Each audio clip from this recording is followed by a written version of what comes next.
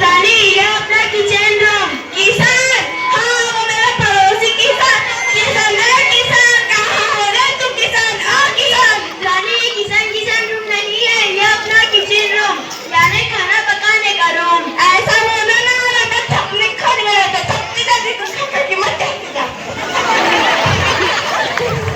रानी चलो ठीक है, तुमने अपना घर देख लिया, मैं आता हूँ।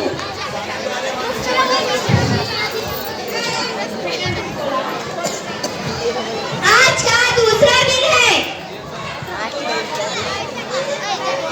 हो गया रे हो गया। रानी ये लो मेरी टी शर्ट को उल्टी कर प्रेस कर देना। हाँ रानी उल्टी कर अच्छी तरीके से प्रेस करना। हाँ ना तो मैं स्टाइलिश नहीं करती रही। रानी मैं ये नहीं कर रहा हूँ कि तुम नहीं करोगी, मैं ये कह रहा हूँ कि उल्टी कर प्रेस करना।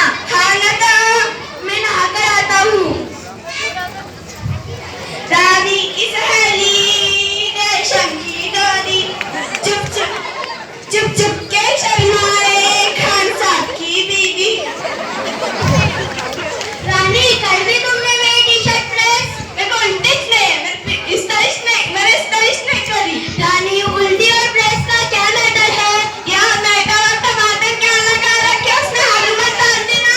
रानी मैटर मतलब ताल्लुक होता है, उल्टी और प्रेस का क्या ताल्लुक है?